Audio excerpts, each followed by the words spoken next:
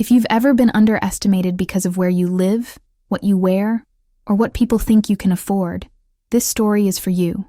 Hit subscribe, join our community of quiet Avengers, and never let anyone tell you your worth depends on your address. And he laughed.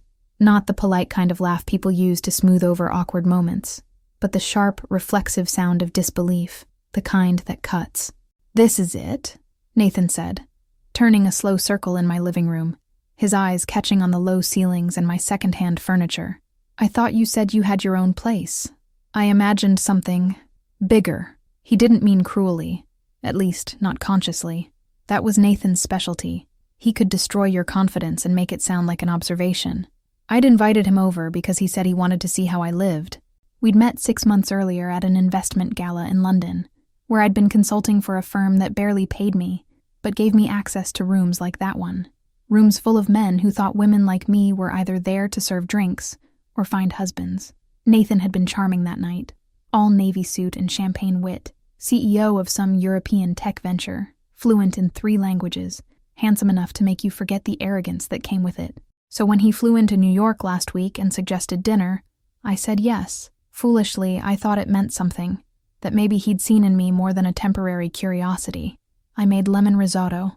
I set the small table near the window, the one that looked out onto the fire escape, and beyond that, the faint silhouette of the Empire State Building. A sliver of glamour, if you tilted your head just right. But Nathan didn't tilt his head. He wrinkled his nose. "How quaint," he said, setting down his coat without asking. "I suppose this must be a temporary place." "It's mine," I said. My voice was calm, practiced, every inch of it. He smiled as if that was adorable. "You really should consider moving uptown, somewhere with a view that matches your ambitions." I stirred the risotto and counted my breaths. I'd worked for 12 years to afford this apartment, 12 years of contracts, deadlines, and 2 a.m. video calls with European clients. But to him, it was small, because everything was small next to his ego. "Not everyone needs a penthouse to feel important," I said. Nathan leaned against the counter, watching me cook like I was performing. "You'd think that," he said softly, "until you see what you're missing." He wasn't wrong. I had seen what I was missing, because people like him made sure I saw it. The whispered jokes at business dinners about my Brooklyn shoebox. The sideways glances when I arrived at events in cabs instead of black cars. The subtle, constant suggestion that competence and luxury were inseparable. Dinner was awkward. He picked at his food, complimented the wine, and told me about his weekend home in Geneva. When I offered dessert, he declined. "You're wonderful, Claire," he said, touching my arm with that rehearsed tenderness. "Really, but we come from different worlds. You deserve someone who appreciates simplicity." Translation: "You'll never be enough for me." After he left, the apartment felt smaller than ever. I stood by the window long after midnight, staring at the reflection of my own face against the city lights, and thought of every woman who'd ever been dismissed by a man mistaking wealth for worth. The next morning, as I cleared the table, I found his business card on the counter. The logo embossed in silver, his name, Nathan Duvall, founder and CEO, Eris Global Ventures, catching the light like an insult. I should have thrown it away. Instead, I slipped it into my planner, because something inside me had shifted. The humiliation had cooled into clarity. Nathan had laughed at my apartment. Fine. But someday, I decided, I'd invite him to another place, one with high ceilings, a view that stretched across the Paris skyline, and my name alone on the deed. And when that day came, I wouldn't need to laugh back. The next morning, my apartment felt like an afterthought. The coffee tasted metallic, the sunlight too harsh, as if the city itself had overheard everything Nathan had said. My reflection in the window looked like a woman halfway between fury and disbelief, the kind of anger that doesn't burn, but calcifies. I tried to focus on work. The consulting firm had just landed a small European client, an architectural development group that wanted brand expansion in North America. It wasn't glamorous, but it was steady. My boss, a man who thought mentorship meant stealing ideas and calling it guidance, sent a curt email. "Need full strategy outline for the Montreux account by Monday. No errors this time. No errors." I'd delivered million-dollar presentations while half the men in that office couldn't format a PDF, but one typo 3 months ago had earned me that label: sloppy. Nathan would have fit right in with them. I poured myself another coffee and scrolled through my calendar, pretending not to think about his laughter echoing through my apartment. It wasn't the words that hurt. It was what they implied. You're small. You don't belong. By noon, I couldn't sit still. I packed my laptop and took the train into Manhattan, where anonymity was easier. The city was loud, indifferent, the perfect place to disappear inside yourself. I walked aimlessly until I found a cafe I used to visit during my intern days. A narrow French place with chipped blue tables and coffee that tasted like ambition and survival. The owner, Camille, recognized me instantly. "Claire, mon Dieu, it's been years." She hugged me, her perfume a mixture of vanilla and espresso. "Still saving the world one corporate rebrand at a time?" "Trying," I said, smiling. "Mostly saving myself from the world." We talked briefly. About Paris, about her husband, about how the city never changes. Only the people who leave it. When she went to refill someone's order, I sat by the window with my laptop open, pretending to work, while replaying Nathan's words over and over like a cruel song lyric. I didn't realize I was crying until a napkin appeared on my table. A stranger had noticed. He was maybe in his 50s, impeccably dressed, with that air of European polish that made everything he did seem deliberate. "Forgive me," he said in a smooth French accent. "But no woman who sits alone with that much intensity is simply checking emails." I almost laughed. "It's that obvious?"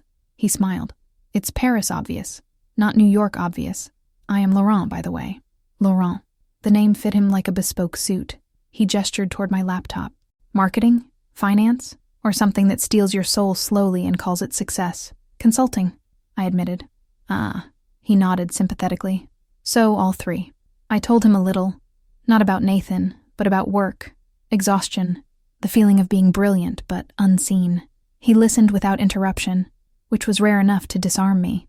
When I finally stopped, he said something that rearranged my thoughts. "You speak like a woman who builds palaces for others but lives in a tent herself." The sentence hung between us. I wanted to argue, but I couldn't. "Maybe that's what happens when you grow up without a safety net," I said. "You get good at building things you can walk away from." Laurent leaned forward. "And what if you stopped walking away?" He reached into his briefcase and pulled out a slim folder. Inside was a logo, Maison Verdun. I'd heard of it, a heritage brand that had fallen quiet in the last decade, a sleeping empire once synonymous with elegance. "We are relaunching," he said simply. "But we are not looking for consultants. We are looking for architects of rebirth. I think you could be one." I stared at the folder, at the Paris address printed neatly beneath the logo. "Paris?" He smiled. "Is that a problem?" Paris. The city I'd dreamed of when ambition still felt romantic. The place I'd always postponed. Someday, when I'm ready. "I don't know," I said. "I have commitments here." Laurent shrugged. "Commitments keep us respectable. Dreams keep us alive. Call me when you remember which you prefer." He left his card beside my coffee cup and disappeared into the afternoon crowd. I didn't move for a long time. The card gleamed faintly in the sunlight, the way Nathan's had. Same luxury cardstock, same embossed silver lettering. But where Nathan's had felt like a verdict, this one felt like a key.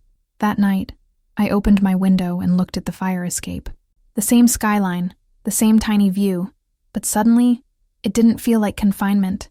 It felt like a countdown. Over the next week, I drafted the Montreux proposal with surgical precision, every line perfect, every argument airtight. My boss sent it to the client without even reading it, and took credit when they approved the plan. It didn't matter. I was done building palaces for men like him. When Friday came, I packed my laptop, opened Laurent's card again, and dialed the Paris number. He answered on the second ring. "Miss Bennett," he said warmly. "I hoped you would call. Tell me about Maison Verdun," I said. By Monday I had an invitation, not for a meeting but for a month, a test period he called it. If it went well, I'd be offered a permanent role as creative strategy director. They'd cover housing, travel, everything. When I hung up, I realized I was shaking. Excitement, fear, disbelief, all tangled.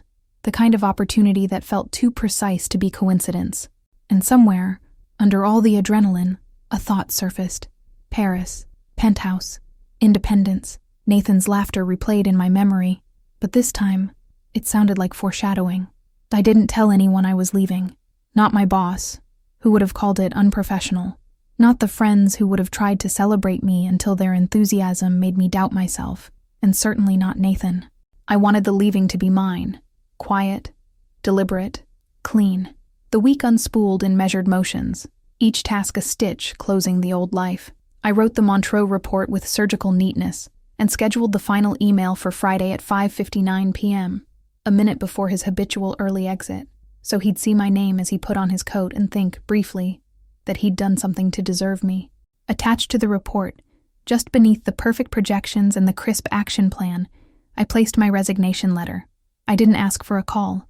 I didn't offer to train anyone. I thanked the clients by name and left the office keys on my desk like a polite ghost. Then I went home and packed the life Nathan had laughed at. The zipper on my suitcase stuck. It always did when the fabric swelled with clothes I told myself I needed. I folded carefully anyway. Black blouses that could pass as Parisian. A navy dress that made my posture different as soon as it touched my skin. The jacket I'd once bought for a meeting I wasn't invited to attend. Books. 3 of them. The ones that made me brave when my hands shook. A second-hand biography of a woman who built an empire from debt. A thin novel about a city that remakes you. And a small, stubborn collection of poems that had taught me how to breathe when nothing else worked. I hesitated with the framed photo on the shelf. My mother standing in front of our old duplex. Smile so wide it made the peeling paint look like a choice. When I told her I was leaving, she answered the way mothers of women like me do. Of course you are. Send me a picture when you see the Eiffel Tower. And Claire, she paused, choosing her words like lace. Remember to take up more space than they offer you. I told her I loved her. She said, I know. The super met me in the hallway as I slid the suitcase toward the elevator. Paris? He asked, like he already knew. The building was the kind that listened. I nodded. He took the spare keys and gave me an envelope he'd found wedged under my door. No return address. A single line on white paper. Good luck. Try to be nicer to yourself than the city has been. No signature. I was grateful not to know. At JFK, I moved like I'd rehearsed. Boarding pass, security, gate. The airport smell, a mixture of disinfectant, perfume, and departures, filled my head. There's a very specific quiet that happens at a gate to Europe, right before the first boarding call. The hum of languages, the rigid patience of people about to suspend their lives 8 miles above the ocean. I plugged in my phone and refreshed my email, just to feel the last tug of obligation. There it was. My boss had replied to my resignation with 1 sentence. Let's be adults about this. Followed by a forward of my report to the partners with his signature attached, as if he'd written it. I didn't respond. Instead, I opened a blank document and wrote a list titled, What I Will Not Be Again. Item 1, Available to be Diminished. Item 2, The Invisible Engine. Item 3, Grateful for Crumbs. I closed the laptop. A shadow crossed the floor in front of me, and I looked up. Linen suit, tan that money acquires in winter, the laugh ringing ahead of him like an overture. Nathan. Of course he would be flying to Europe the same evening I chose to leave. The world has a sense of humor like that. He didn't see me at first. He was busy being seen by the woman walking at his side, a slender study in edited perfection. She laughed at something he said, and tilted her head the way women do when they've been taught that admiration is currency. They turned toward the gate, and for a second, I thought I had escaped the moment. But he glanced left, the way men do when they look for exits, and his eyes landed on mine. A beat, then recognition, then the small performance, surprise that blooms into charm. Claire, he said, his voice carrying enough warmth to feel practiced. What a coincidence. Isn't it? I said, deadpan. He took in my suitcase, my jacket, the lack of a companion. Business or pleasure? Neither, I said. Something more durable. He smiled like I'd told a joke he didn't get. We're off to Geneva, he said, nodding at the woman. A bit of skiing before meetings. You should come sometime. The invitation was hypothetical and therefore generous. Maybe, I said. I hear Europe is full of doors that open if you know which walls to push. He blinked, then decided I was flirting with metaphors. Well, he said, tapping his boarding pass against his palm. Bon voyage. He waited for me to ask where his seat was, as if class divisions were conversational. I didn't. When they called my group, I texted my mother a photo of the plane's wing slicing the cold. Then I turned my phone to airplane mode and let the old life go quiet. On the flight, Paris unspooled in my mind the way a future does when you've finally agreed to meet it. I remembered the cafe with Camille's chipped blue tables, the way Laurent's card had felt like a key, the particular tone in his voice when he said, Architects of Rebirth. The phrase kept returning, an incantation against smallness. Somewhere over the Atlantic, With the cabin lights dimmed and the breathing of strangers sinking into a communal night, I opened a notebook and began to draw boxes connected by arrows. Not brand frameworks, not client journeys. Rooms, windows, hallways, the outline of an apartment that didn't exist yet, and the life that would be its tenant. Big windows, high ceilings, a place that didn't ask me to tuck my elbows in. I slept, briefly, and woke with a pressure behind the sternum that wasn't fear, but something adjacent, responsibility to the self. I wrote another list. People I owe nothing to. Nathan, my boss, the chorus of men at conferences who learned my name only after they learned my billing rate. I added a name I didn't expect to write. The version of me that apologizes for wanting everything. We landed in the pale gray that Paris wears like a film filter. The plane taxied forever, then poured us into Charles de Gaulle's arteries. A driver held a sign with my name, Miss Bennett, and for a second I waited for someone else to claim it. When no one did, I inclined my head like the kind of woman who was expected and was, inconveniently, on time.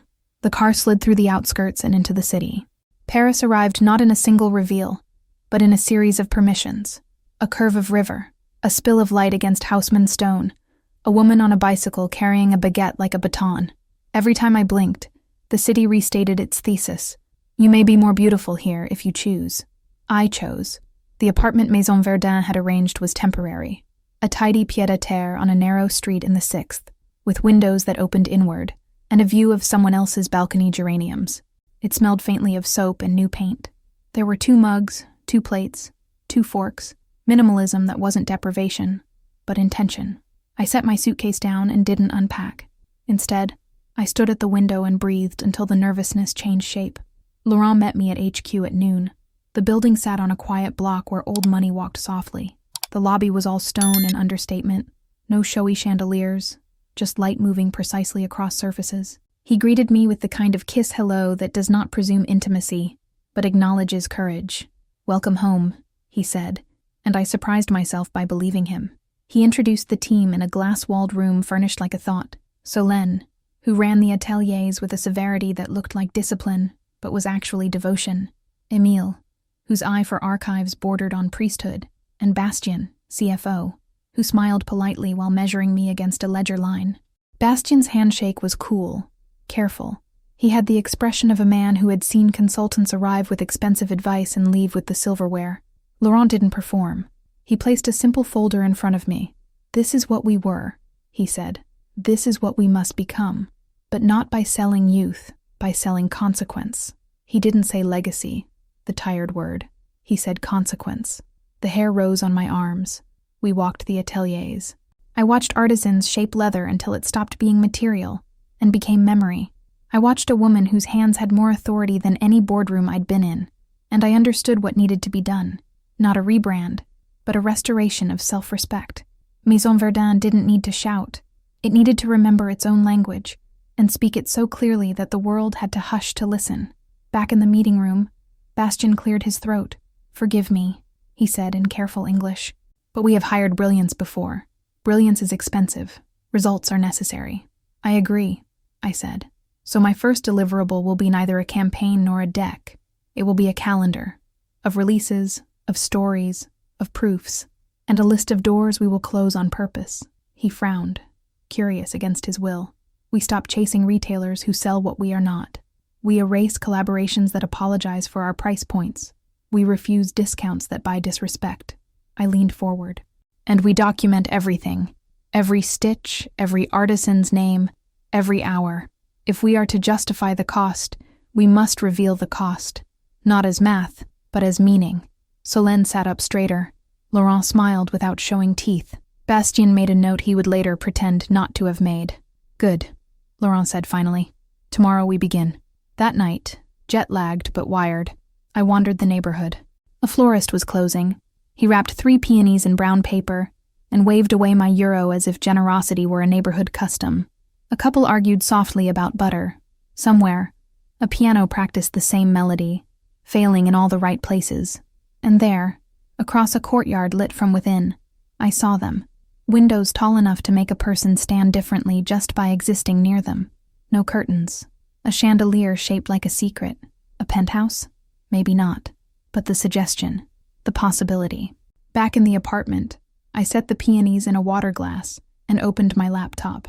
No emails from my old life that mattered. One from Nathan.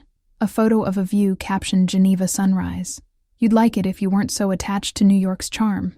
I stared for a long moment at the little gray bubble that would invite a reply.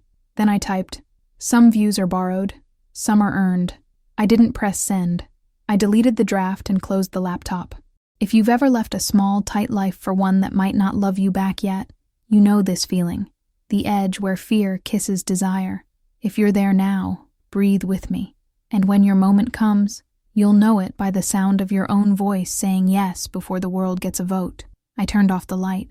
Paris held its breath, and for the first time in years, I slept like someone whose future had already entered the room and taken a seat. The next morning began with the sound of church bells somewhere beyond the river.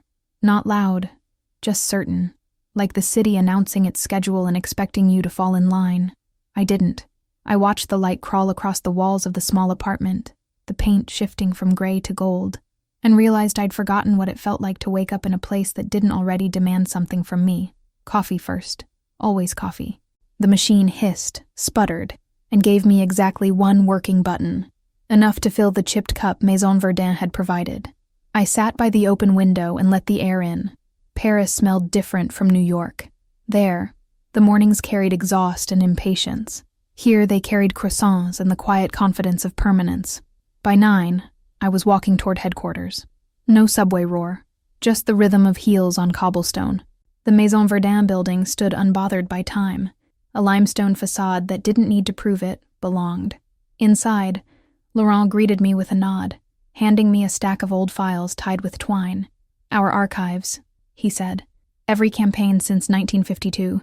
Some genius, some embarrassment. Study both. The rest of the morning I spent alone in the archive room, a space that smelled of paper, leather, and forgotten triumph. Dust danced in columns of light. Old photographs lay scattered like relics from another belief system. Models in silk gowns against staircases that probably no longer existed. Taglines written in looping cursive, all variations of one idea. We make what lasts. By noon, I had already filled 3 pages of notes. It wasn't branding, it was anthropology. The brand had once understood something that modern fashion had forgotten. Dignity as rebellion. At some point, they'd traded that for profit margins and hashtags. Laurent appeared in the doorway, holding 2 sandwiches wrapped in paper. We eat, or the past will eat us, he said. He ate like a man who had forgotten how to hurry. Between bites, he told me how Maison Verdun had nearly folded 5 years ago after an American conglomerate bought a 40% stake, installed their own leadership, and tried to modernize it. They believed Parisian craftsmanship could be manufactured in bulk, he said, wiping crumbs from his sleeve. Turns out, even arrogance has supply chain issues. What happened to the Americans? I asked. They left, he said, but they left holes. I understood that kind of damage intimately, the way outsiders arrive with efficiency charts and leave with the bones exposed. I'd spent years cleaning up those kinds of wounds for other companies. This time, I would do it differently. After lunch, Laurent introduced me to the ateliers again. This time, not as a guest, but as a participant. Solène watched me closely, her dark eyes missing nothing. You'll design campaigns? She asked, her tone halfway between skepticism and challenge. Stories, I said. Campaigns come and go. Stories last. She didn't smile, but I caught a flicker of respect. Then make sure the stories honor the hands that sew the fabric, she said, turning back to her work. By evening, my brain felt heavy with details, dates, patterns, product lines that no longer existed. I walked home slower this time, letting the weight of potential settle into my bones. Paris at dusk isn't romantic. It's mercilessly honest. Every street, every stone reminds you that beauty requires maintenance, not miracles. When I reached my apartment, there was a note slipped under my door. It wasn't from Maison Verdun. It was from the building manager, Madame Bennett. A delivery was made for you, left with concierge. Downstairs, a single long box waited on the marble counter. No return address. Inside, beneath tissue paper the color of champagne, lay a single white orchid and a small envelope. The handwriting was unfamiliar, sharp, deliberate, expensive. Congratulations on your new post. I heard Paris suits people who like to start over. No signature. but the back of the card bore the Eris Global logo. Nathan. I stared at the words for a long time. The gall of it. The performative grace of a man who thought passive aggression could be disguised as generosity. I placed the orchid in the kitchen sink and turned on the tap. The petals trembled, then folded under the weight of water until the stem bent and snapped. For the first time since landing, I laughed. Not out of spite, but understanding. Nathan wasn't my villain anymore. He was my proof. Proof that some people need to belittle what they can't comprehend, and that they're the best fuel for the kind of success they'll never understand. That night, I drafted my first internal memo for Maison Verdun. No corporate jargon, no hollow slogans, just a manifesto. Subject: what we refuse to forget. We don't chase relevance. We define it. We don't lower prices. We raise standards. We don't apologize for elegance. Every piece that leaves this house carries a name, a signature, and a story. Our clients don't buy status. They inherit stewardship. I signed it. Claire Bennett, Strategic Director. Then, without hesitation, I copied the text into a post for the company's dormant social account. Within hours, the comments flooded in. Former clients, journalists, even rival brands quoting lines back with awe. Maison Verdun is awake again, one wrote. About time. Laurent called past midnight. Do you realize what you've just done? Yes, I said, smiling into the dark. I reminded them who they are. He chuckled softly. And perhaps who you are too. After hanging up, I walked to the window. Across the street, a penthouse terrace glowed with warm light. Someone was laughing up there, an expensive kind of laughter. I didn't envy it. I studied it. The scale, the glass, the view. One day soon, I told myself, I wouldn't be watching from across the street, because humiliation, when handled correctly, is just the down payment on reinvention. And Paris had just given me my first receipt. And Paris changed when my words hit the internet. Not the skyline, not yet, but the temperature of attention shifted. Within 48 hours, Maison Verdun's manifesto had been shared by fashion editors who hadn't mentioned the house in a decade. Someone clipped the final line. Our clients don't buy status, they inherit stewardship, and made it an unofficial slogan. By the end of the week, luxury blogs were speculating about a Verdun renaissance. Laurent called it the tremor before the earthquake. Bastien called it free marketing. I called it proof of concept. But success is never silent. The more the city whispered my name, the more it echoed back across the Atlantic. On Wednesday morning, I was in a strategy meeting, pinning mood boards to a wall the color of cream and consequence.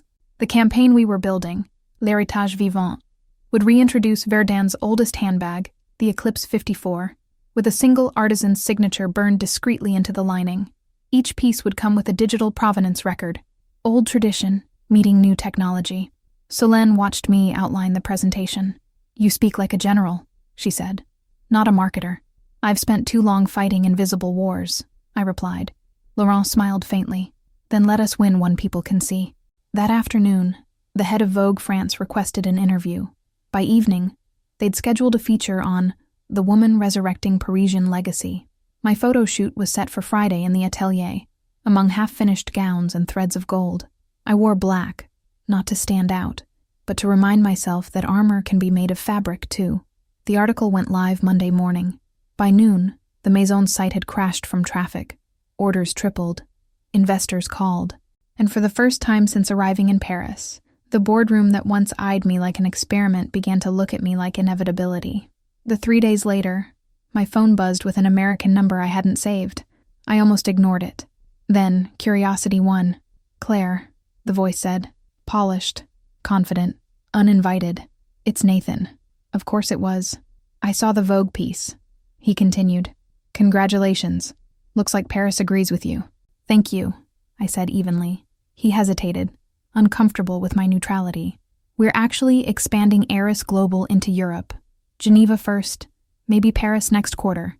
I'd love to meet, see what you're building. There could be collaboration potential. Collaboration potential. Translation. You're doing well, and I want to benefit from it.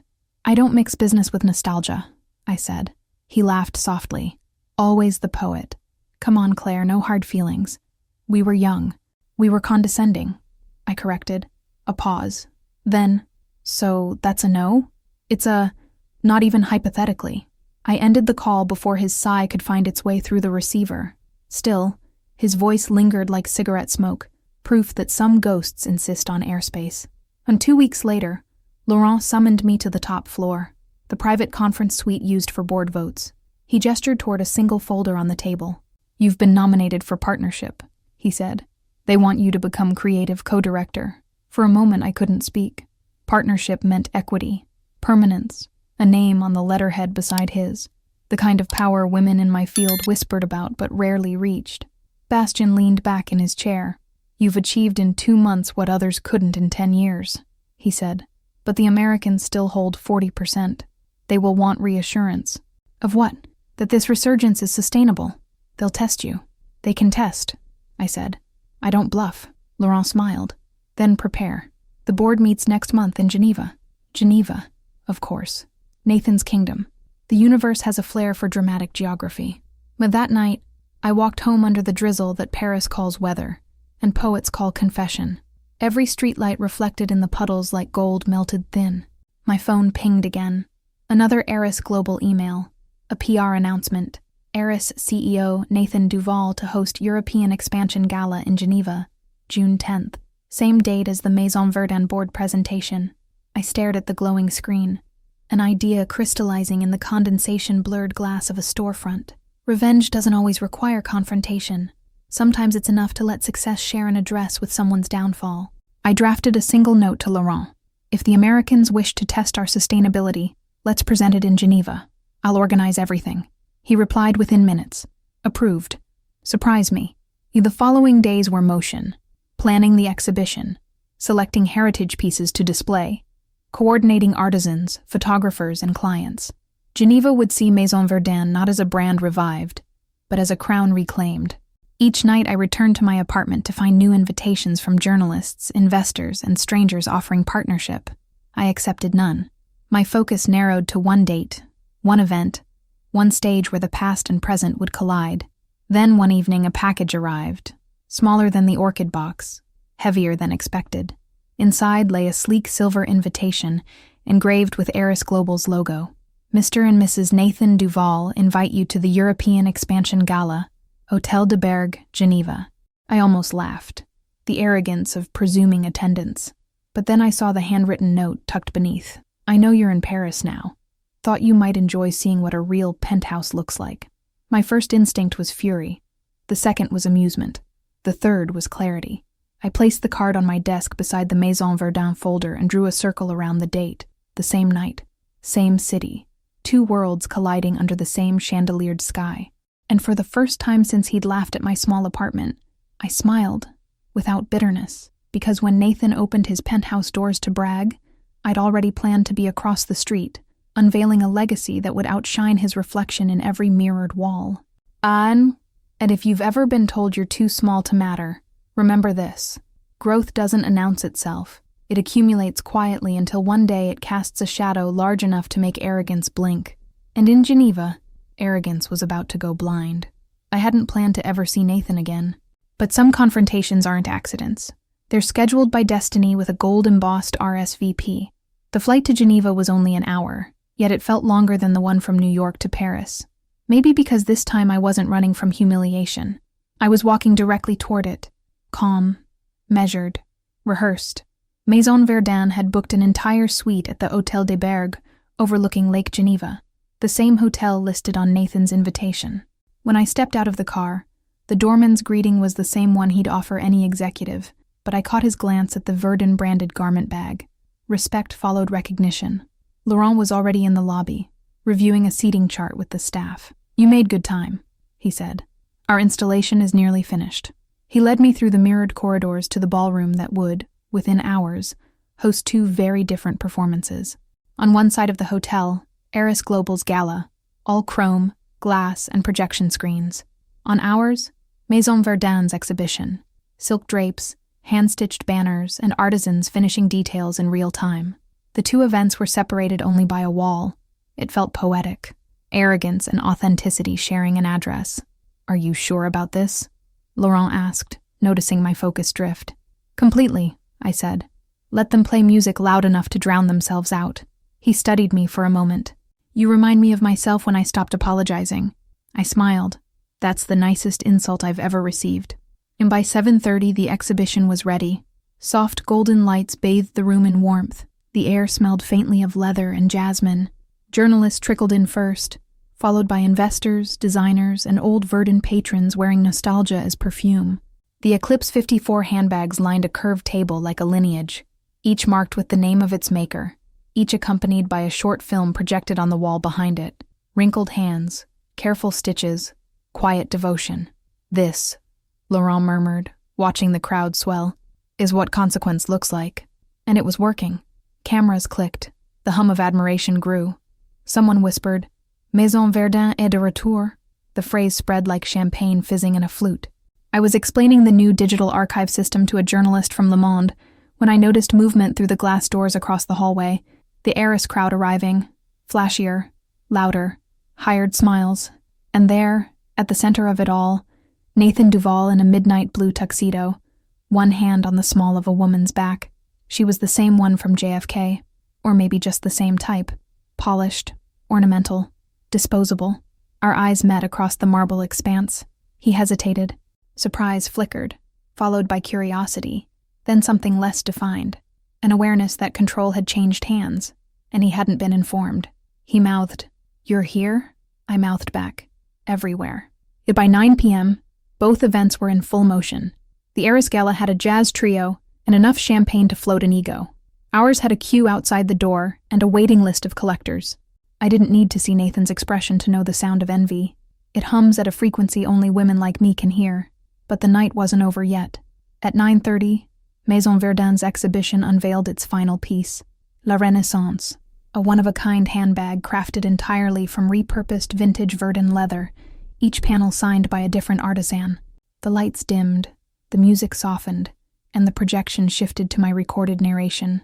Some stories begin with laughter, the kind that underestimates, but the echo fades, and what remains are the hands that build, repair, and remember. What's handmade cannot be replaced.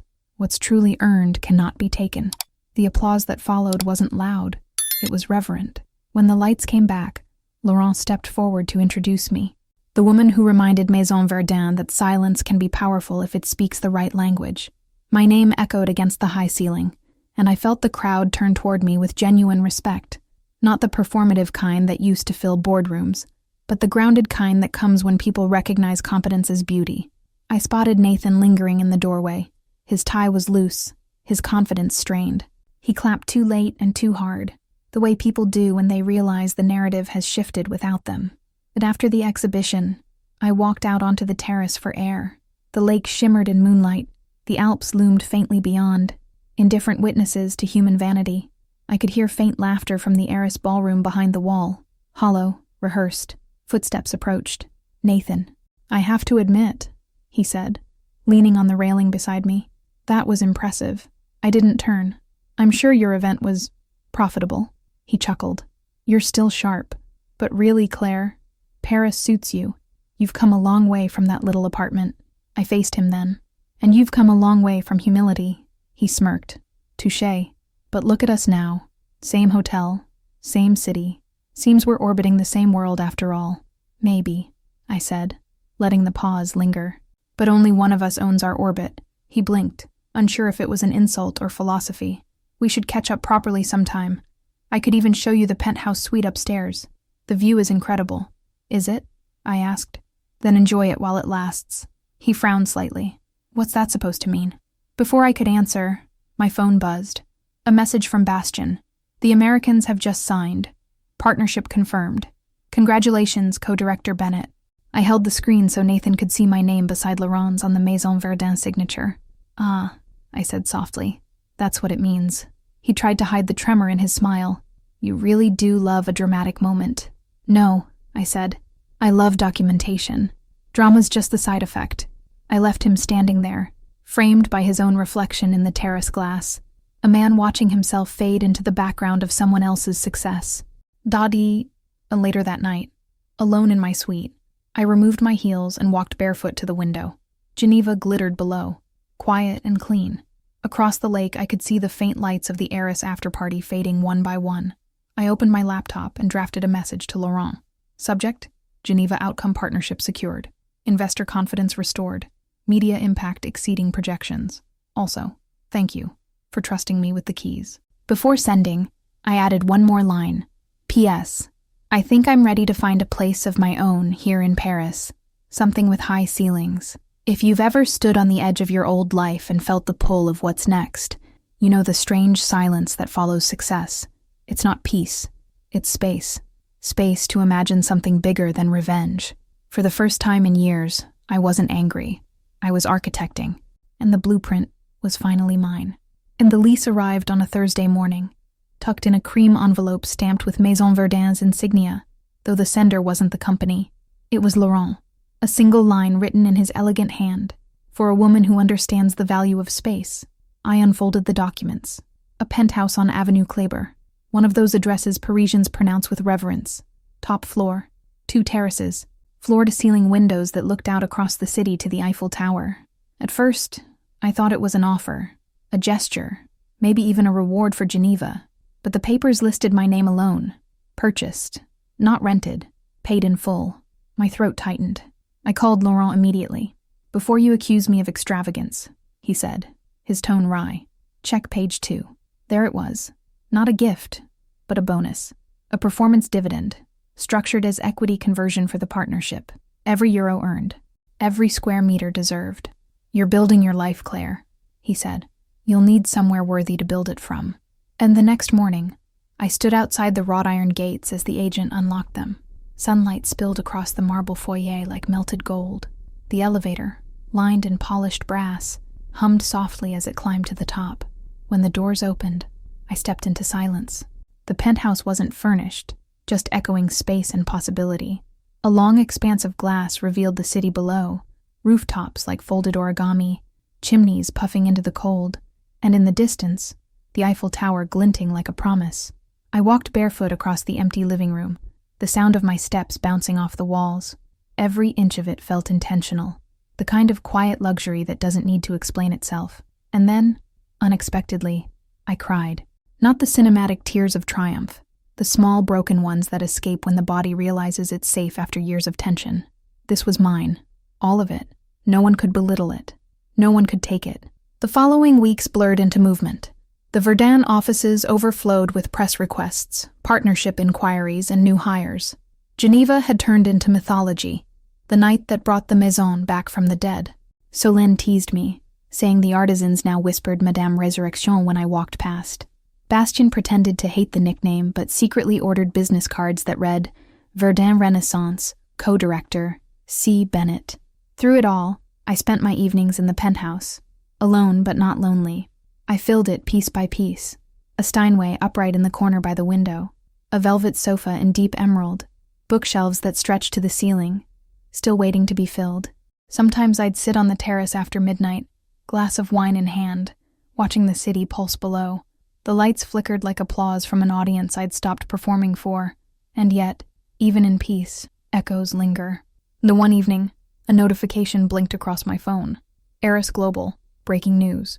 Nathan's company was trending, not for success, for scandal. A financial journalist had uncovered inflated valuations, falsified projections, and whispers of investor fraud. The Geneva expansion, funded by unsecured loans. The entire empire, built on air. The article ended with an image. Nathan leaving an office building, jaw tight, expression fractured. The comments were merciless. I stared at the screen for a long time, then placed the phone face down. I didn't feel satisfaction, not exactly, just closure. People think revenge is loud, but true justice arrives quietly. It doesn't need applause, it just restores balance. And that night, the doorbell rang. I wasn't expecting anyone. When I opened it, Nathan stood there. His suit was the same brand, but the confidence that used to fill it had gone slack. His hair longer, his voice lower. I needed to see you, he said. I leaned against the doorway. Geneva wasn't enough humiliation, he exhaled. I know I deserve that. Probably worse. But I saw the article. I'm being dismantled in real time, and you, he gestured past me, into the apartment. You built something extraordinary. I said nothing. Claire, he continued, his tone almost pleading. I shouldn't have laughed at that apartment. You shouldn't have underestimated me, I said, finishing for him. That's the part you'll regret most. He swallowed hard. I'm not here to ask for help. I just wanted to say, I see it now. See what? The difference between building something real and pretending you have. I studied him for a long moment. There was no satisfaction left to take. I'd already won. He looked like a man finally meeting his mirror. I hope you learn from it, I said quietly. Truly. Then I closed the door.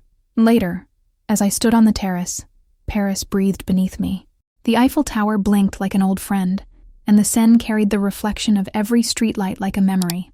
I thought about the small apartment in Brooklyn, about the chipped mugs and second-hand couch, about the woman who'd stood there, holding back tears while a man laughed. She was still here, but she was no longer waiting to be validated.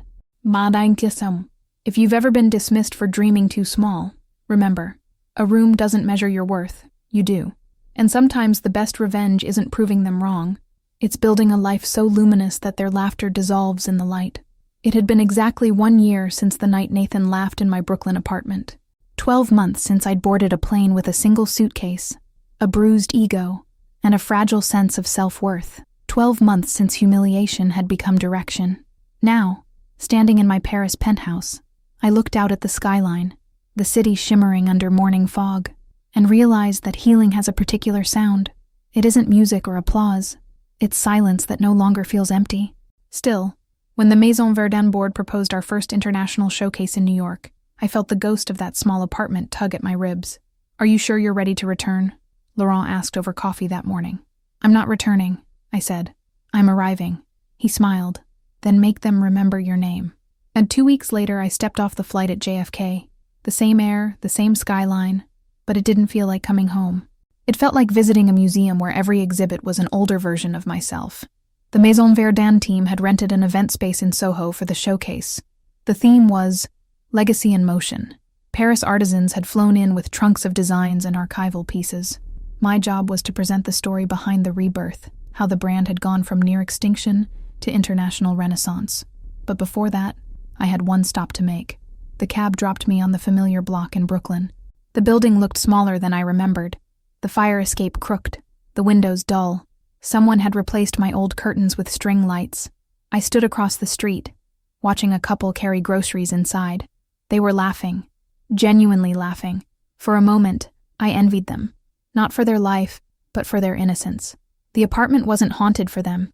It was just home, and that was enough. I whispered a quiet goodbye to the brick facade that had once been my humiliation and turned back toward the city. And the day of the showcase arrived like a storm of silk and flashbulbs. The Soho loft gleamed, white walls, mirrored floors, chandeliers hung from exposed beams. Maison Verdun banners floated like ghosts of couture past. I wore a tailored cream suit and my grandmother's pearls, the same ones I'd worn when I first walked into Maison Verdun's Paris office. Let them see power, Solène had told me before I left, but make them feel grace. The room filled fast. Editors, investors, celebrities, all murmuring about the Parisian comeback everyone wanted to be near. Halfway through the evening, as I was finishing an interview with Vogue US, a voice behind me said, I didn't believe it until I saw you. Nathan. He was thinner, quieter, the glossy arrogance replaced by something uncomfortably human. The scandal had stripped him of his company, his investors, and his entourage. I hadn't expected him to show up, but life rarely asks permission to complete its symmetry. He looked around the event, the crowd, the attention. You did it, he said softly. You actually did it. I rebuilt what you couldn't see, I said. He nodded slowly, eyes drifting toward the Maison Verdun logo projected against the wall. I used to think power meant being the loudest person in the room. And now I know it's the one who can leave quietly and still be remembered. The humility in his voice startled me. For a moment I almost pitied him, until I remembered pity is just the gentlest form of ego. Good luck, Nathan, I said. Truly. As he walked away, one of the photographers caught a picture, me standing beneath the Maison Verdun banner, Nathan fading into the crowd behind. The photo went viral the next morning. The caption someone added read, She didn't need revenge, she needed altitude. Then later that night, after the showcase, I walked alone through the streets of Soho. The city felt different now, not hostile, just indifferent again. and that indifference was liberating. I ended up at the same cafe I'd used to work from during those early freelance years. The same chipped blue tables. Camille wasn't there anymore, but the barista recognized my name from the press release and asked for a photo. I laughed, declined politely, and sat by the window with my coffee. Outside, New York kept moving. Impatient, electric, alive, and for the first time, I didn't feel like I was chasing it. I was pacing it. Back in Paris, a week later, the first shipment of Verdun's new line sold out within 48 hours. The brand had become more than a company. It was a symbol, a narrative of quiet revolution, led by a woman who'd once been told she was too small. That night, I hosted my first dinner in the Penthouse. Laurent, Solène, Bastien, and a few of the artisans joined me. As the champagne glasses clinked and laughter filled the room, I walked out onto the terrace. The Eiffel Tower blinked again, as it had the night I'd first moved in. Below, the city shimmered like it was applauding its own resilience. Laurent joined me, holding a glass. "You look lighter," he said. "I left a few ghosts behind in New York," I replied. He raised his glass. "To what's next?" I smiled. "To whatever I build next, and to never apologizing for the view. And if you've ever left your past only to return stronger, you know, closure isn't confrontation. It's calm. It's walking through the same city that once broke you and realizing it's smaller now, because you've outgrown its ceilings, and somewhere out there, someone is still laughing. Let them. You're already living the punchline." And success, I learned, has a scent. It isn't money, it's access. The smell of polished marble lobbies, of champagne poured before noon, of invitations printed on thick cardstock, and hand-delivered, because email feels too pedestrian. By autumn, Maison Verdun was everywhere. Celebrities carried our bags, politicians' wives commissioned custom gowns, and I'd begun appearing on the kind of magazine covers that used to make me roll my eyes. The ones that reduced women's victories to a single headline, "The Power Woman," from humble beginnings to haute couture. They called me the architect of elegance. I hated it, but I understood the appeal. The world likes its heroines simplified, ambition wrapped in silk, power softened by a smile. Then came the offer. It arrived through Bastien, who placed a single envelope on my desk like it contained a live wire. "From Devereux Holdings," he said quietly. "They requested you personally." The name pulled a memory from somewhere deep in my professional past. An American luxury conglomerate notorious for swallowing independent houses and digesting their souls for profit. They were the same people who'd nearly destroyed Maison Verdun 5 years ago before Laurent wrestled control back. I opened the letter. Maison Verdun's renaissance has not gone unnoticed. Devereux Holdings proposes an acquisition, majority stake. Purchase value, $420 million. At the bottom, "We believe every legacy deserves a global stage." Translation: "We want your empire and your face to sell it." Bastien's expression was unreadable. 400 million euros, Claire. You could retire tomorrow." "I didn't build this to retire," I said. He hesitated. "Still, it's life-changing. And they offered you a personal equity payout. 20 million. Immediate." I leaned back, feeling the paper between my fingers. "What's Laurent's view?" "He hasn't said. He asked that you read it first." I found Laurent in the atelier, watching an artisan hand-stitch a prototype evening gown. The light from the skylight made his hair look silver. "They've come for us again," I said. He didn't look surprised. "Of course they have. They always come when they smell integrity." "You don't want to consider it?" He shook his head slowly. "Devereux doesn't invest. It consumes. We'd become another polished carcass on their balance sheet.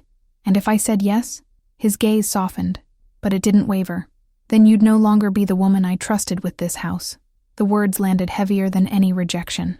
And that evening, I took the file home and placed it on the marble counter. The penthouse was silent except for the faint hum of the city below. The Eiffel Tower blinked in its usual rhythm, as if reminding me of every decision that had brought me here. 20 million euros. The number pulsed on the page. I could buy 5 of these apartments. I could fund scholarships, start a foundation, vanish into quiet philanthropy. I could finally stop fighting. But another thought crept in.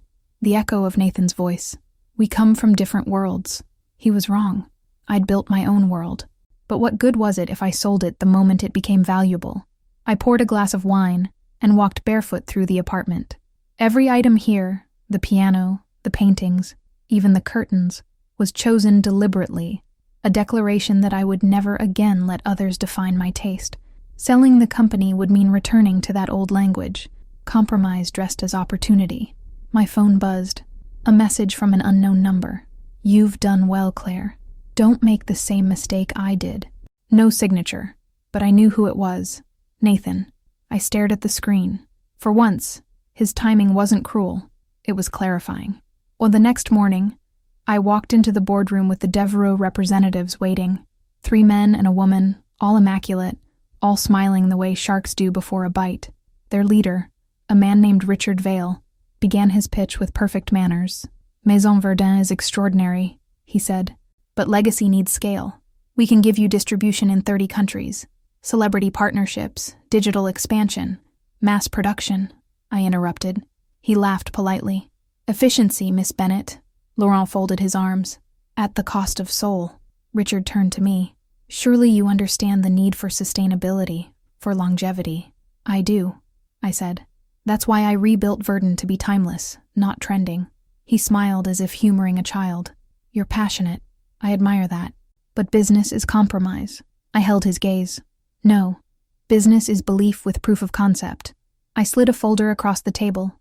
Our quarterly numbers, growth projections, waiting lists, media coverage.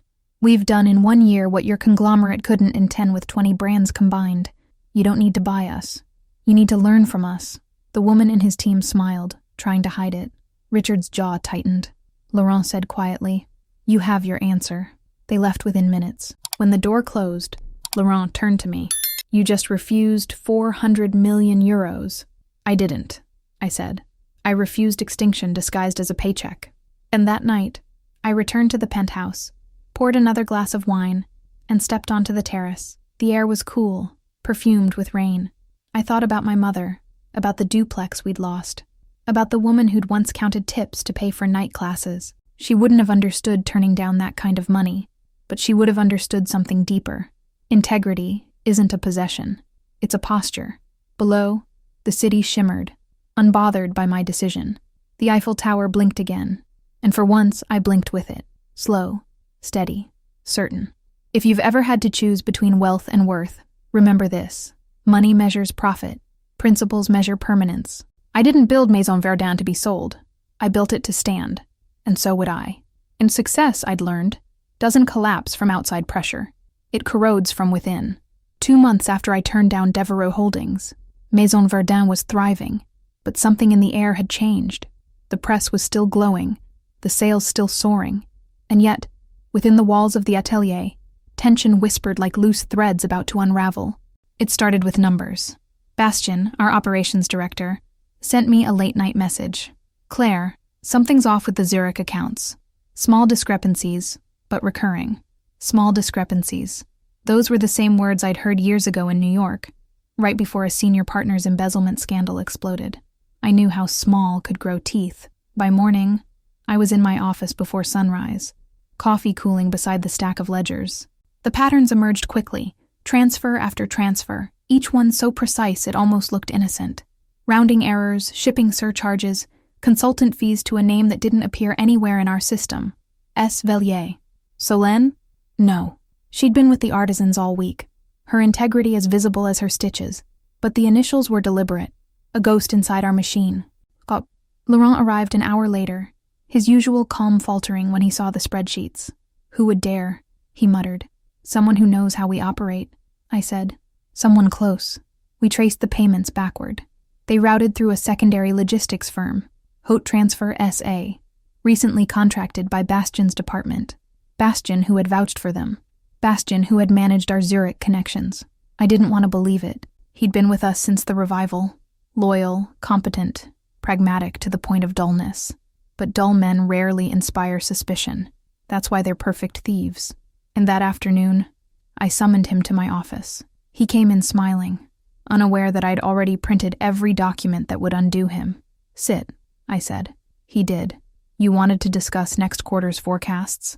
"Not exactly," I said, sliding the folder toward him. "I wanted to discuss the 2 million that's missing from them." His face drained. What? "The transfers to Haute Transfer S.A., I continued. "They're shell accounts, and they all connect to one name, Sylvain Vellier." I don't know any Sylvain. You should, I interrupted softly, because he's your middle name. He froze. I leaned back, watching the performance of denial collapse in real time. I checked the bank filings. You used your personal signature to authorize 3 of them.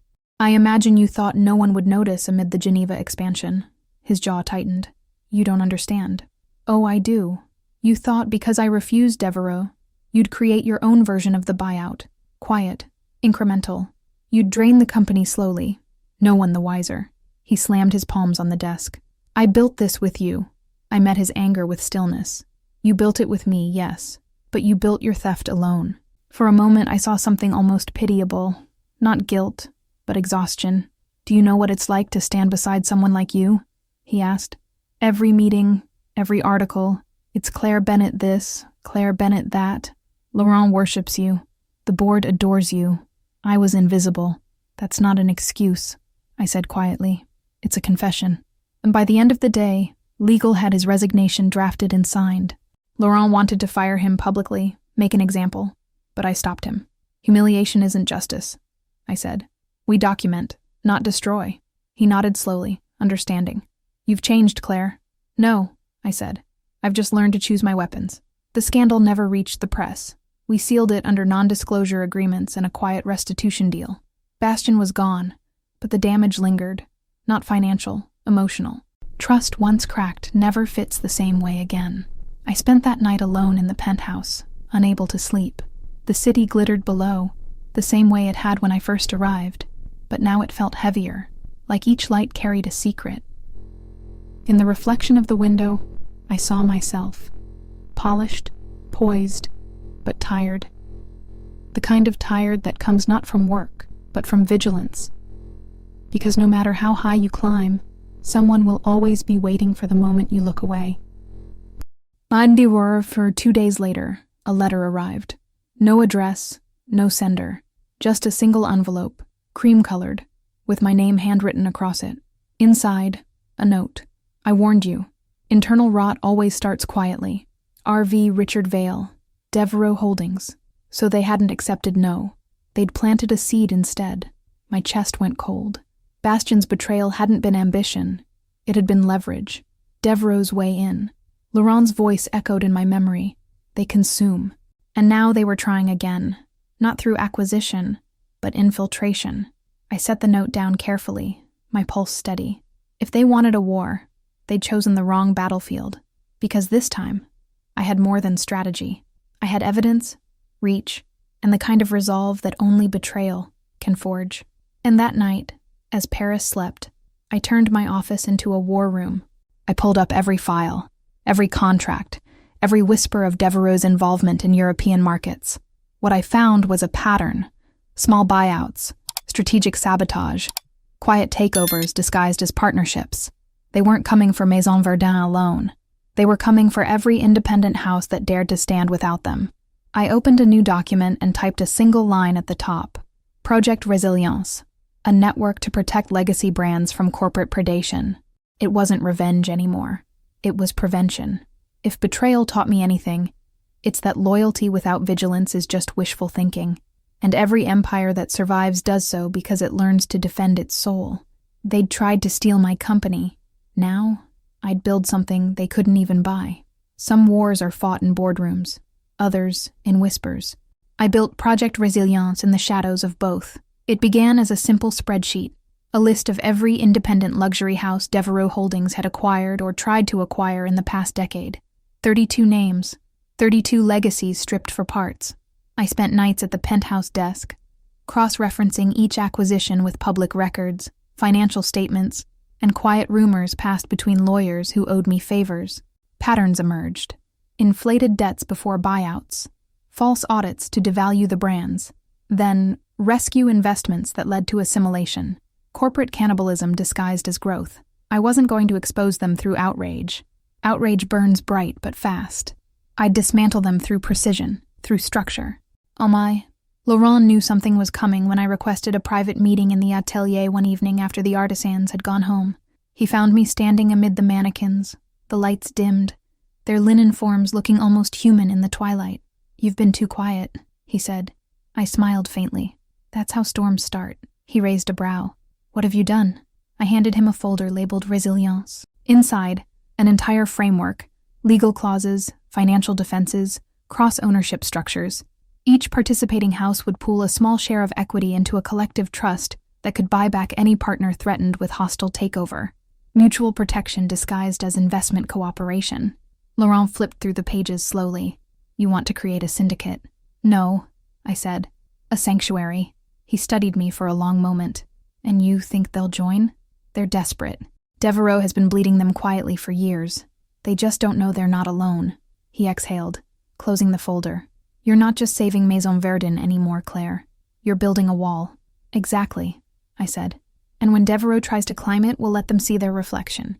The next 6 months blurred into controlled chaos. I flew to Milan, Rome, Madrid, and London, always under the guise of partnership discussions. But behind closed doors, I was pitching something far more radical. A pact, a promise, a way to protect artistry from extinction by spreadsheet. The first to join was Galleria Lorenzi, an Italian shoemaker older than the Colosseum's cracks. Then, Couture Alaric from Madrid, and L'Atelier de Blay from the south of France. Each one signed, not because of contracts, but because of conviction. Soon, Project Résilience wasn't a file on my laptop anymore. It was a movement, and for the first time, I felt like I was no longer fighting for revenge, or even respect. I was fighting for continuity, for the hands that sewed, carved, stitched, and sketched before algorithms decided what beauty meant. But power never moves unnoticed. 3 months after our 6th signature, Devereaux Holdings made their counterstrike. It started with an exposé, an anonymous leak to Le Journal du Marché. The article accused Maison Verdun of forming a cartel to control European luxury pricing. The piece was laced with partial truths and complete fabrications, but the damage was immediate. Investors panicked. Stock prices of smaller partners dipped overnight. Laurent burst into my office at dawn, newspaper in hand. They're framing us as monopolists. I scanned the headline, my pulse steady. Then we'll show them what real monopoly looks like. I called an emergency conference with all participating houses. 37 executives joined the encrypted call. Their faces appeared in rows on my screen. Proud, furious, frightened. This is exactly what they want, I said. Division, fear, silence. They know if they destroy our reputation, they won't need to buy us. We'll sell ourselves to survive. Then what do we do? Asked Signora Lorenzi, her Italian accent sharp as lace. I smiled. We tell the truth louder. And 2 days later, Vogue Business published an exclusive piece, written by a journalist I trusted, one who understood the stakes. Headline: Inside the Women and Men Rebuilding Integrity and Luxury. The article dismantled every accusation. It revealed Devereaux's predatory acquisition model, their false audits, their shadow firms. It named names, dates, transactions, and it introduced Project Résilience as what it truly was. Not collusion, but preservation. The world responded. Consumers flooded social media with hashtags, Protect the Craft, on Verdun Resilience, and the narrative flipped. Devereaux's stock plummeted within 48 hours. 2 of their subsidiaries filed for restructuring. By the following week, regulators had launched an investigation, not into us, but into them. Laurent came to my office holding a copy of Financial Times, where the headline read, Predator Becomes Prey, Devereaux Holdings Under Fire. He placed it on my desk and simply said, You've done it again. I looked out at the Paris skyline. The city gleamed like polished armor. No, I said quietly. We've done it. Together. That evening, I hosted a dinner in the Penthouse. The partners who could travel came. Designers, artisans, CEOs, all of them survivors of the same quiet war. As the candles flickered across crystal glasses and laughter softened the tension, Laurent raised his glass. To Claire, he said, for building more than a brand, for building resistance. I felt the heat rise in my cheeks. To legacy, I replied, because power built on greed fades, but craftsmanship, it remembers. My. When everyone left, I walked alone onto the terrace. The night air was cool, carrying the scent of rain. Somewhere below, the city hummed with a rhythm older than ambition. I thought about the girl in Brooklyn again, the one who'd cried because a man had laughed at her apartment. If she could see me now, not just the penthouse, not the accolades, but the peace, she wouldn't believe it. Not because of the view, but because of the stillness inside it. If you've ever been underestimated, here's a secret. They only laugh because they can't imagine your aftermath. Let them. You don't need to win loudly. You only need to endure beautifully. And the morning it happened, Paris was gray. Not storm gray, but the quiet, waiting kind. The kind of sky that holds its breath before news breaks. I was in a board meeting at Maison Verdun, halfway through presenting our upcoming collaboration with Galleria Lorenzi, when Laurent's assistant rushed in, pale and wide-eyed. "Madam Bennett, you need to see this." She handed me her tablet. The headline across Bloomberg Europe was simple, almost clinical. Devereux Holdings under federal investigation for fraud and market manipulation.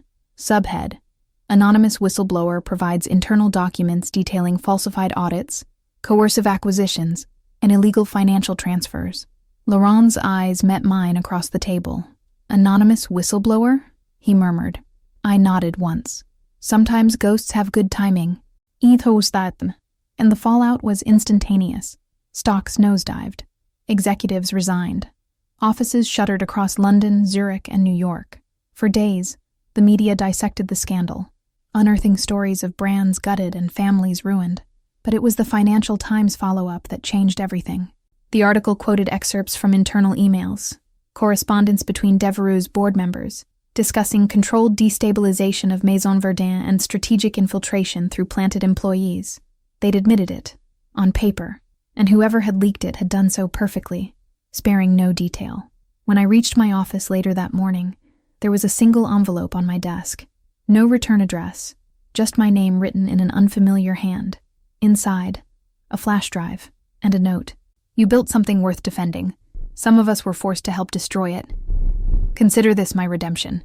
MD. I searched my memory for anyone with those initials. Then it hit me. Marianne Duray, Devereux's chief financial officer, the only woman on their executive team, the same one who'd kept her expression unreadable during our meeting months ago when I'd refused their offer. She'd defected. No, and that night, I called Laurent. "She sent us their own evidence," I said. "Internal communications, falsified audits, offshore accounts. Why now? Because survival looks different when the ship starts sinking. We agreed to hand everything over to the investigators, not for vengeance, but for transparency. I didn't need to bury Devereux myself. I just needed to make sure they couldn't bury anyone else."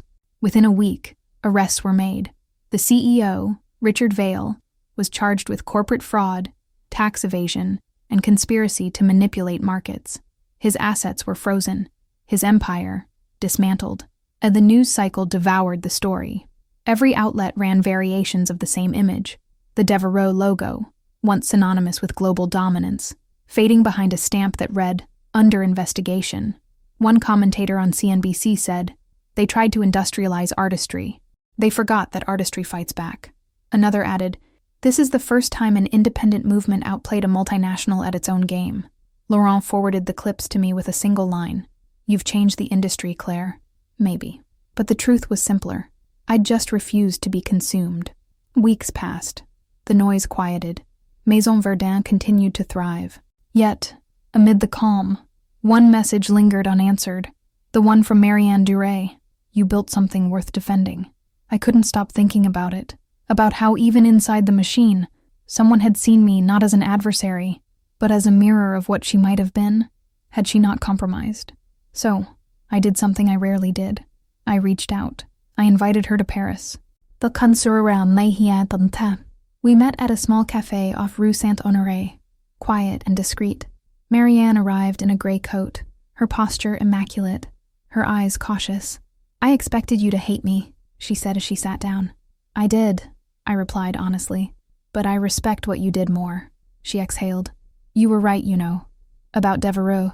They didn't build anything. They just consumed. I stayed because I thought I could reform it from within. But rot spreads faster than conscience." "Then you did the right thing," I said. "And you can still do more." Her brow furrowed. "What do you mean?" "Project Resilience is expanding," I said. "We need people who know how the predators think." Marianne studied me for a long moment, then smiled faintly. "You're dangerous." "Efficient," I corrected. She nodded. "Then let me help." And within a month, Marianne joined Maison Verdun as Director of Global Ethics and Compliance. Her presence was quiet, but powerful. With her knowledge, we created a system so transparent that even our competitors started copying it. Transparency became the new luxury. And Devereaux? By winter, their name had become shorthand for downfall. Their properties sold off, their logos erased. Richard Vail's trial dominated headlines for weeks before ending with a single phrase from the judge that would echo through the industry. You mistook ownership for creation. You forgot that integrity cannot be bought. Yet that night, after watching the verdict broadcast, I stood once more on my terrace. Paris glittered below like a living map of resilience. The penthouse was quiet, except for the steady hum of the city's breath. For the first time in years, I felt something close to peace. Not triumph, not vindication, just peace. The kind that comes when the storm is finally over, and you realize you've built the shelter strong enough to last. I looked up at the skyline, whispering the words that had guided every decision since that night in Brooklyn. Never underestimate the quiet ones. If you've ever been crushed under someone else's power, remember, systems are not immortal. They collapse from the inside, sometimes because someone like you decided to stand up. By spring, the world had moved on from Devereaux's collapse. Headlines shifted to new scandals, new faces, new empires rising and falling. But inside Maison Verdun, the quiet had changed. It wasn't the silence of fear anymore. It was focus. The brand had become a symbol of integrity, and I had become something more complicated, a benchmark. Every interview wanted a quote about ethics in luxury. Every business school wanted a lecture. Every magazine wanted to turn resilience into aesthetic. And yet, the higher I climbed, the lonelier it felt. The penthouse, once a sanctuary, had grown too still. Even success has an echo, and mine had started to sound like isolation. That's when my phone rang. The name on the screen stopped me cold. Mom. We hadn't spoken properly in over a year. After my father died, I'd thrown myself into work, chasing success like it was oxygen. She'd stayed in Ohio, in the same small house, surrounded by photos of a daughter who'd gone global. Claire? Her voice trembled with cautious warmth. Hey, Mom. I wasn't sure this number still worked. It does. Silence stretched across the line, filled with all the words we'd left unsaid. Finally, she exhaled. I saw you on television, she said softly. You looked happy, different. I smiled. Paris does that. Paris, she repeated, as if tasting the word. You always wanted to go there, even when you were little. You used to point at the Eiffel Tower on postcards and say, that's where I'll live someday. I laughed. Guess I kept my word. Her voice softened. You always do. But sweetheart, when was the last time you rested? I'm fine. I lied. You sound tired. I'm building something important. I know, she said gently. But what's left for you when it's built? The question hit harder than she intended. I didn't answer. And 2 weeks later, she sent me a package. No note. Just a framed photo. Me at age 8, holding a toy model of the Eiffel Tower, smiling with missing teeth and unshakable certainty. On the back, she'd written, Don't forget who dreamed first. I placed it on my desk, and for the first time in months, I paused long enough to wonder what that girl would think of the woman she became. Would she be proud? Or would she ask why I'd built walls so tall that even love couldn't climb them? And it was late one night when Laurent knocked on my office door. You're still here? He asked, smiling faintly. Habit, I said. I don't sleep well when things are too quiet. He stepped inside, noticing the photo. You look happy there. I didn't know what ambition cost back then. He nodded slowly. And now, I know the price. I'm just not sure I can afford it forever. He studied me for a moment. Claire, you've built something extraordinary. But remember, empires are sustained by hearts, not schedules. When was the last time you did something that wasn't strategic? I thought about it. Geneva, maybe. But that was war. Then maybe it's time for peace, he said gently. And 2 days later, an invitation arrived. A charity gala in New York, hosted by a network of women entrepreneurs. The same ballroom where Nathan had once held court. Part of me wanted to ignore it. The past was done, closed. But another part, the one my mother's photo kept whispering to, wondered if returning wasn't regression, but release. So I went. The night of the gala, the city looked softer than I remembered. Less sharp, less cruel. I wore a deep navy gown designed by one of our newest protégés from Project Résilience. The label bore her initials, not mine. Inside, the room glittered with chandeliers and old money. Halfway through the evening, as I mingled with other speakers, A familiar voice stopped me mid-sentence. Claire? I turned. Nathan, but not the Nathan I remembered. This one looked humbled, his suit slightly wrinkled, his hair touched with gray. The sharpness in his eyes had dulled into something almost human. Didn't expect to see you here, I said. He smiled faintly. I wasn't sure you'd ever come back. I don't come back, I said. I revisit. He laughed softly. That sounds like you. We talked briefly.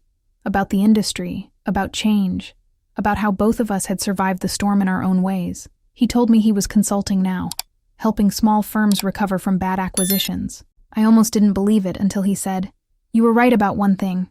You can't rebuild anything with resentment in your hands. I nodded. It weighs too much. There was a pause. You seem lighter, he said. I stopped chasing closure, I replied. Turns out it was already behind me. He smiled then. Genuine, unguarded. I'm glad you found your view. So am I said, meaning it. When he walked away, I felt no anger, no satisfaction, just balance. Some ghosts don't need to be exorcised. They just need to be acknowledged. Back in Paris, I returned to the Penthouse and stood by the window, the city glowing below like an old friend. For the first time, I didn't feel like I was looking down from success. I felt like I was simply home. I picked up the photo of my younger self and whispered, We made it. The reflection in the glass smiled back, older, wiser, unbreakable. None. If you've ever built your future on the ashes of your past, remember this. The past doesn't disappear. It becomes foundation. And sometimes the strongest walls are built from what you once escaped. And legacy, I'd learned, isn't about permanence. It's about continuity. The world doesn't remember who shouted the loudest. It remembers who built something that outlived the noise. By the time summer unfolded over Paris, Maison Verdun had become a living symbol of resilience. Our designs were in every major editorial spread. Our artisans had waiting lists that stretched into next year. But beyond the glamour, I saw something fragile. An entire generation of creators who still feared losing everything to the next corporate storm. And I couldn't bear to watch them learn the hard way what I already knew. So I began to build again. Not another empire, a blueprint. It started as an idea scribbled in the margins of a meeting agenda. Sustain the soul, protect the craft. Within weeks, it had become a full-fledged project. The Verdun Foundation for Ethical Innovation. Its mission was simple. Mentor independent designers, fund their early ventures, and create legal frameworks that made exploitation impossible. But this wasn't charity. It was strategy disguised as generosity. Because the best defense against extinction is replication, building others strong enough to stand beside you, not beneath you. Laurent thought I was overextending. Claire, you've already rebuilt an empire, he said one evening, as we reviewed the proposal in my office. Why risk overreach? I looked up from the paperwork. Because if I stop now, the predators just wait. But if I teach others to build their own armor, the predators starve. He studied me for a long moment, then nodded. Then let's make sure it's bulletproof. The first class of protégés arrived that autumn, 12 designers from 12 countries. Each one raw, brilliant, terrified, and unpolished in the way that made me see myself all over again. They sat in the grand atelier, sketchbooks open, eyes wide with the disbelief of being chosen. I stood before them, not as a CEO, but as proof. Everything you will create, I said, will be tested by people who think they know your limits. Let them underestimate you. That's the quietest advantage you'll ever have. A young woman from Nigeria, bold and soft-spoken, raised her hand. How do you know when you've made it? I smiled. When you can walk away without losing yourself. The room fell still, because they understood, even if they didn't yet have the scars to prove it. And over the next months, I watched them grow. Their designs filled the atelier walls. Color, texture, chaos, hope. The foundation became more than mentorship. It became refuge. Every Friday, after the ateliers closed, I'd walk alone through the halls, listening to the silence they left behind. It wasn't the silence of emptiness. It was potential, like the pause before applause. One evening, Solène found me sitting on the floor of the pattern room, surrounded by their sketches. You look sentimental, she teased. I'm thinking about time, I said. How it folds on itself. I spent years fighting to be seen, and now I'm teaching others how to take up space. She crouched beside me, touching one of the drawings, a gown shaped like a flame. You turned survival into curriculum, she said softly. That's legacy. I smiled. It's just structure. The world breaks patterns. I'm giving it new ones. And by winter, the Verdun Foundation was featured in Forbes as a model for ethical entrepreneurship. The article quoted something I'd said almost offhandedly during the interview. Success is only meaningful when it becomes someone else's starting point. When the piece went live, my inbox flooded with letters. Designers, seamstresses, apprentices from around the world. They weren't asking for money. They were asking for permission. Permission to exist outside of compromise. I replied to every one of them, personally, because once I had been that voice whispering into the void, hoping someone like me existed. And in December, during the Foundation's first showcase, the protégés presented their collections beneath the chandeliers of Palais Galliera. 12 collections, 12 visions. Not perfect, but fearless. As applause filled the hall, I felt something shift in me, something I hadn't allowed myself to feel in years. Pride without pain. Laurent appeared beside me, his eyes glistening. You've built an army of artists, he said. Not an army, I whispered. A lineage. And later that night, after the gala ended, I walked back to the penthouse alone. Paris was wrapped in quiet snow, each flake glinting under streetlights like memory. Inside, I poured a glass of champagne and stood by the window, the city glowing in soft silver. On the desk sat my mother's photo, the 8-year-old me holding that miniature Eiffel Tower. I picked it up and smiled. You see, little one? I murmured. We didn't just dream it. We built something worth leaving behind. And for the first time, the silence didn't feel like loneliness. It felt like legacy settling in, not as a monument, but as continuity. So, if you've ever survived just to prove them wrong, remember this. Winning isn't the end of the story. Teaching others how to win without breaking. That's immortality. The morning light over Paris has a certain stillness to it. Soft, golden, unhurried. It doesn't announce itself. It unfolds. I never noticed that when I first moved here. Back then, I was always chasing. Deadlines, deals, dignity. Now I let the light come to me. It's been 5 years since the night Nathan laughed at my small apartment. 3 since Devereaux collapsed. And today marks 1 since the Verdun Foundation became self-sustaining, operating without me for the first time. They still call, of course. Laurent sends updates. Solène still insists on emailing photos of every new collection, and my protégé flood my inbox with invitations to their shows. I attend some. I decline others.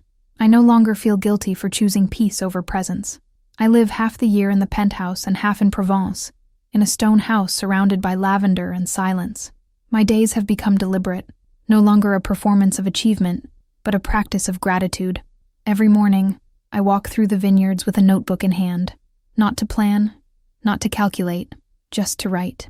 The pages fill slowly with fragments of thought, letters to my younger self, and notes to the future women who will take my place. I used to believe power meant control. Now I know it means freedom, the freedom to stop fighting when the war is over.